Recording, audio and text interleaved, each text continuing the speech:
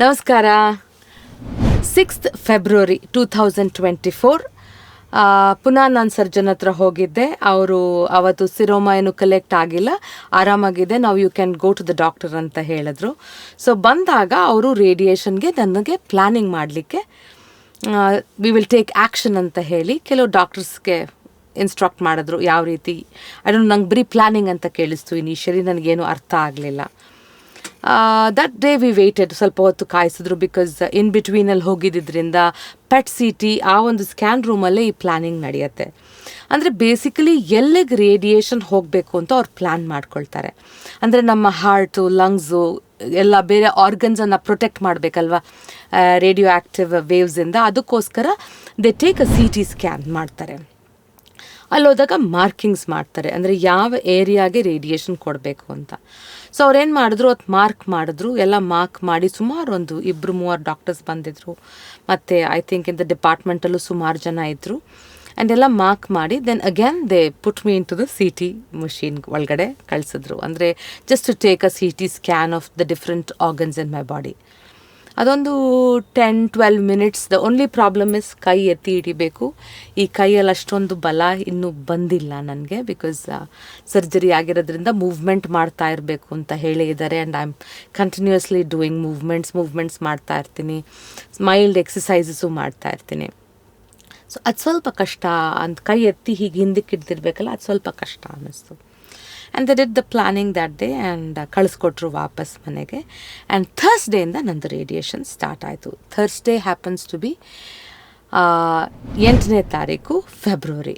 ಅವತ್ತಿಂದ radiation Thursday, Friday, Saturday 3 ದಿನ. ಅದಾದ ನಂತರ ಮಂಡೇ ಟು ಫ್ರೈಡೇ, ತಿರ್ಗಾ ಇನ್ನೊಂದು ಮಂಡೇ ಆ್ಯಂಡ್ ಟ್ಯೂಸ್ಡೇ 15 ಸೆಷನ್ಸ್ ಇರುತ್ತೆ ನಿಮಗೆ ಅಂತ ಹೇಳಿದ್ರು. ಸೊ ಫಸ್ಟ್ ಡೇ ಇದಕ್ಕೆ ಹೋದಾಗ ಅವತ್ತೇನು ಹೇಳಿದ್ರು, you just wait for some time, we will see if the machine is free, ಇವತ್ತೇ ಸ್ಟಾರ್ಟ್ ಮಾಡಿಬಿಡ್ಬೋದು. ಅದು ಥರ್ಸ್ಡೇ ಆಗಿದ್ದರಿಂದ ಸ್ವಲ್ಪ ಹೊತ್ತಿಗೆ ವೇಟ್ ಮಾಡಿ ಅಂತ ಹೇಳಿದ್ರು. Just waited for some time. Wait ಮಾಡಿದಾಗ ಫೈನಲಿ ಐ ಥಿಂಕ್ ರೇಡಿಯೋ ಆ ಒಂದು ಇದು ವೆಕೇಟ್ ಆದಾಗ, ಅಂದರೆ ಖಾಲಿ ಆದಾಗ ಪೇಷಂಟ್ಸಿಂದ, then they called me radiation ರೂಮ್ಗೆ. It's a huge, I mean they ask you to change. Usually ಅವ್ರದ್ದು ಕ್ಲೋತ್ಸ್ ಕೊಡ್ತಾರೆ, ತಗೊಂಡು ಹಾಕ್ಕೊಂಡು ದೇ ಸೆಡ್ ಬನ್ನಿ ಅಂತ ಕರೆದ್ರು. It's a huge room, radiation room, but beautiful music ನಡೀತಿತ್ತು. I think music is a healer ಅನ್ನೋದು ಬಹಳ ಸತ್ಯ ಅನಿಸುತ್ತೆ. ಯಾಕಂದರೆ ಮ್ಯೂಸಿಕ್ ಒಂದು ಆನ್ ಆಗಿದ್ರೆ ಸಾಕು, ಎಲ್ಲೋ ಅದಕ್ಕೆ ನಾವು ಕನೆಕ್ಟ್ ಆಗ್ತಾ ಇರ್ತೀವಿ. ನಮ್ಮಲ್ಲಿರುವಂತಹ ಯಾರೇ ನೋವಾಗಲ್ಲ, ಏನೇ ಹೇಳಿದ್ರು ಒಂದು ಎಲಿಮೆಂಟ್ ಆಫ್ ಡೌಟ್ ಅಂತೂ ಇದ್ದೇ ಇರುತ್ತೆ ಮನಸ್ಸಲ್ಲಿ. ಆ ಎಲಿಮೆಂಟ್ ಆಫ್ ಡೌಟ್ ನನಗಂತೂ ಖಂಡಿತವಾಗ್ಲೂ ಜಾಸ್ತಿ ಇರುತ್ತೆ. ಆ್ಯಂಡ್ ಅಗೇನ್ ಯು ಗೋ ಲೈ ಡೌನ್, ಮಲಗಿಸಿದ ತಕ್ಷಣ ಹೇಳಿದ್ರು. And they put a head like this, chin up ಮಾಡೋಕ್ಕೆ ಹೇಳ್ತಾರೆ. Because they want to protect every organ. ಅದಕ್ಕೋಸ್ಕರ ಚಿನ್ ಅಪ್ ಮಾಡಿ ಆ ರೇಡಿಯೋ ಆ ವೇವ್ಸನ್ನು, I think it is targeted to the area and around the area. I don't know how exactly it is, but ಆ ರೀತಿಯಾಗಿ plan ಮಾಡಿ ಮಲಗಿಸಿ ನನ್ನನ್ನು. They said ma'am maximum 5 minutes ಆಗುತ್ತೆ, ಬಟ್ CT ಮಿಷಿನಲ್ಲಿ ಆಗೋಷ್ಟು ತೊಂದರೆ ಆಗಲ್ಲ. Because this a huge room. CT ಮಿಷಿನಲ್ಲಿ ಏನಾಗುತ್ತೆ, ಒಂದು ಸಣ್ಣ ಒಂದು ಕೈ ಹೀಗೆ ಇಟ್ಟಿರಬೇಕಾಗತ್ತೆ, ಆ ಮೂವ್ಮೆಂಟ್ ಎಲ್ಲ ರೆಸ್ಟ್ರಿಕ್ಟೆಡ್ ಆಗಿರುತ್ತೆ, ಮಿಷಿನ್ ಒಳಗೆ ಹೋಗಿ ಬರ್ತಿರ್ತೀವಿ. But here it's a huge room, ಮಿಷೀನೇ ನಿಮ್ಮ ಮೇಲೆ ಬರುತ್ತೆ ಅಂತ ಹೇಳಿದ್ರು. ಬಟ್ ಮ್ಯಾಕ್ಸಿಮಮ್ 5 to 6 ಮಿನಿಟ್ಸ್ ಆಗತ್ತೆ ಅಷ್ಟೇ, ಏನೂ ತೊಂದರೆ ಆಗಲ್ಲ ಅಂತಂದರು. ಎಲ್ಲರೂ ಹೊರಗಡೆ ಹೊಟ್ಟೋಗ್ತಾರೆ, ಮ್ಯೂಸಿಕ್ ಒಂದು ನಡೀತಾ ಇತ್ತು. So initially it was lub dub ಅಂತ ನಡೀತಿತ್ತು ಒಳಗಡೆ. ಏನು ಮೆಷಿನ್ ಬರುತ್ತೆ, ಏನಾಗತ್ತೆ ನನಗೀಗ ಅಂತ. ಸೊ ಒಂದು ಸ್ವಲ್ಪ ಹೊತ್ತಿನ ನಂತರ ಐ ಥಿಂಕ್ ಒಂದು ಅವರೆಲ್ಲ ಹೋಗಿ ಲಾಕ್ ಆಗಿದ ತಕ್ಷಣ room, I think they are able to see me on the ಸ್ಕ್ರೀನಲ್ಲಿ ಮಾಡಿ. ಆ್ಯಂಡ್ ಅವರು ಏನು ಮಾಡಿರ್ತಾರೆ, ಪ್ರತಿಯೊಂದನ್ನು ಟಾರ್ಗೆಟ್ ಮಾಡಿರ್ತಾರೆ. Markings are done so well. ಎಷ್ಟು ನೀಟಾಗಿ ಮಾರ್ಕಿಂಗ್ ಮಾಡಿರ್ತಾರೆ ಯಾವ ಏರಿಯಾಗೆ ಆ ಒಂದು ರೇಡಿಯೇಷನ್ ಕೊಡಬೇಕು ಅಂತ. ಸೊ ಕೊಟ್ಟು ಸ್ಟಾರ್ಟ್ ಮಾಡಿದ್ರು. ಕೈ ಹಿಡ್ಕೊಂಡಿದ್ದೆ, ಹಿಂದೆಗಡೆ ಎಣಿಸ್ತಾ ಇದ್ದೆ. ಎಷ್ಟೊತ್ತಾದರೂ ನನಗೆ ಅನ್ನಿಸ್ತಿತ್ತು, ಇದೇನಪ್ಪ ಟೈಮೇ ಮುಂದಕ್ಕೆ ಹೋಗ್ತಾ ಇಲ್ವಲ್ಲ. ಸ್ಲೋವಾಗಿ ಮಷೀನು ಆಡೋಕ್ಕೆ ಶುರುವಾಯಿತು. ಒಂದು 6 ಮಿನಿಟ್ಸ್ ಏನೋ ಆಗಿರ್ಬೇಕು ಅನಿಸುತ್ತೆ. ದೆನ್ ಫೈನಲಿ ಬಂದಿದ ತಕ್ಷಣ ಖುಷಿ ಆಗೋಯ್ತು. ಯಾಕಂದರೆ ನನಗೇನು ನೋವು ಆಗಲಿಲ್ಲ. ಆ್ಯಂಡ್ ದ್ಯಾಟ್ ವಾಸ್ ಒಂದು ಯುರೇಕಾ ಥರ ನನಗನ್ನಿಸ್ತು, ಏನೂ ನೋವಾಗಲಿಲ್ವಲ್ಲಪ್ಪ ನನಗೆ ಇವತ್ತು ಅಂತ. ಆ್ಯಂಡ್ ದೆನ್ ಹೇಳಿದ್ರು ನೆಕ್ಸ್ಟ್ ಫ್ರೈಡೇ, ಸ್ಯಾಟರ್ಡೇ ಹೀಗೆ ಬನ್ನಿ ಅಂತ ಹೇಳಿದ್ರು. ಬಟ್ ಕೈ ಮೂವ್ಮೆಂಟ್ ಜಾಸ್ತಿ ಮಾಡ್ಕೊಳ್ಳಿ, ಆ್ಯಂಡ್ ಏನು ಸೈಡ್ ಎಫೆಕ್ಟ್ಸ್ ಅಂತ ಏನೂ ಇರಲ್ಲ, ರೇಡಿಯೇಷನ್ಸ್ ಅಟ್ ದ ಮೊಮೆಂಟ್ ಇರಲ್ಲ. ಬಟ್ ಚೆನ್ನಾಗಿ ಊಟ ಮಾಡಬೇಕು, ಇದೊಂದು ಮಾತ್ರ ಒತ್ತಿ ಒತ್ತಿ ಹೇಳಿದರು. ಬಟ್ ಒಂದು ದಿನ ಸ್ವಲ್ಪ ಹೆಡೇಕ್ ಬಂತು ನನಗೆ, ಒಂದು ದಿವಸ ಸ್ವಲ್ಪ ಪ್ಯೂಕು ಮಾಡಿದೆ, ಅಂದರೆ ಸ್ವಲ್ಪ ವಾಂತಿನೂ ಆಯಿತು ಒಂದು ದಿವಸ. ಬಟ್ ಅದಾದ ನಂತರ it is going on steadily. ನಾವು ಇವತ್ತು ಸೋಮವಾರ, ಇವತ್ತೊಂದು ಸೆಷನ್ ಮುಗಿಸ್ಕೊಂಬಂದಿದ್ದೀನಿ. ಈ ವಾರ ಪೂರ್ತಿ ಇರುತ್ತೆ.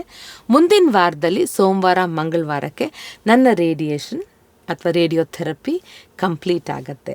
ಸೊ ಅದಾದ ನಂತರ I have to just go meet the surgeon once again, and then I think only after 3 months after surgery, 3 months after surgery ನೀನೊಂದ್ಸಲ ಬರಬೇಕಾಗತ್ತೆ, ಒಂದು ಸ್ಮಾಲ್ ಟೆಸ್ಟ್ ಇರುತ್ತೆ ಅಂತ ಹೇಳಿದ್ರು ಸರ್ಜನ್ನು.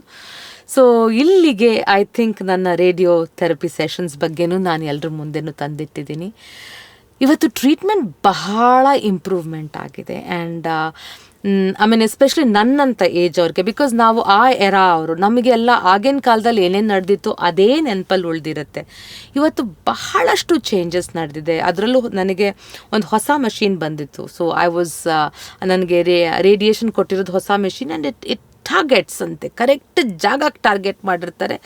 ಸೊ ಎಲ್ಲೂ ಬೇರೆ ತೊಂದರೆಗಳು ಇರದೇ ಇರೋ ಥರ ನೋಡ್ಕೊಳ್ತಾರೆ ನಮಗೆ. ಆ್ಯಂಡ್ ಇಷ್ಟೊಂದು ಅಡ್ವಾನ್ಸ್ಮೆಂಟ್ ನಡೆದಿದೆ. ಆ್ಯಂಡ್ ಒಂದಂತೂ ನಾನು ಇಲ್ಲಿ ಬಹಳ ಹೇಳೋಕ್ಕೆ ಇಷ್ಟಪಡೋದು, ದ ವೇ ಡಾಕ್ಟರ್ಸ್ ಇರ್ಬೋದು ಅಥವಾ ಅಲ್ಲಿರುವಂಥ ಎಲ್ಲ ಒಂದು ಸ್ಟಾಫ್, ದ ವೇ ನಮ್ಮನ್ನು ನೋಡ್ಕೊಳ್ತಾರಲ್ಲ, ಅದು ನನಗೆ ಡಿಸ್ಕ್ರೈಬೇ ಮಾಡೋಕ್ಕಾಗಲ್ಲ. ಒಬ್ಬರ ಹೆಸರು ತಕ್ಕೊಂಡ್ರೆ ಅದು ತಪ್ಪಾಗತ್ತೆ ಅನಿಸುತ್ತೆ ನನಗೆ. ಬಟ್ ಪ್ರತಿಯೊಬ್ಬರು, ರೈಟ್ ಫ್ರಮ್ ಯೋರ್ ಎಂಟ್ರಿ, ಒಂದು ಸಿಸ್ಟರಿಂದ ಹಿಡಿದು ಕರ್ಕೊಂಡು ಹೋಗಿ ಮಲಗಿಸಿ, ಮ್ಯಾಮ್ ಹೀಗೆ ಅಂತ ಇನ್ಸ್ಟ್ರಕ್ಷನ್ಸ್ ಕೊಟ್ಟು ಆ ಕಂಫರ್ಟ್ ಲೆವೆಲ್ ಕೊಟ್ಟಿದ್ದಾರಲ್ಲ, ಅವರು ಪ್ರತಿಯೊಬ್ಬರಿಗೂ, ಆ ರೇಡಿಯೇಷನ್ ಡಿಪಾರ್ಟ್ಮೆಂಟಲ್ಲಿರೋರಿಗೆ, ಅಫ್ಕೋರ್ಸ್ ನಮ್ಮ ಡಾಕ್ಟರ್ ಕೀರ್ತಿ ಕೌಶಿಕ್ ಅಂತ ಅವರಿಗೆ, ಮತ್ತು ಅವರ ಅಸಿಸ್ಟೆಂಟ್ ಡಾಕ್ಟರ್ಸಿಗೆ, plus all the people in the radiotherapy department, ಇವರಿಗೆ ನನ್ನ ಹೃತ್ಪೂರ್ವಕ ವಂದನೆಗಳು. I really thank them from the bottom of my heart for making me feel so comfortable in going through the treatment. ಅವರಿಗೆಲ್ರಿಗೂ ನಾನು ಚಿರಋಣಿ. Thank you so much.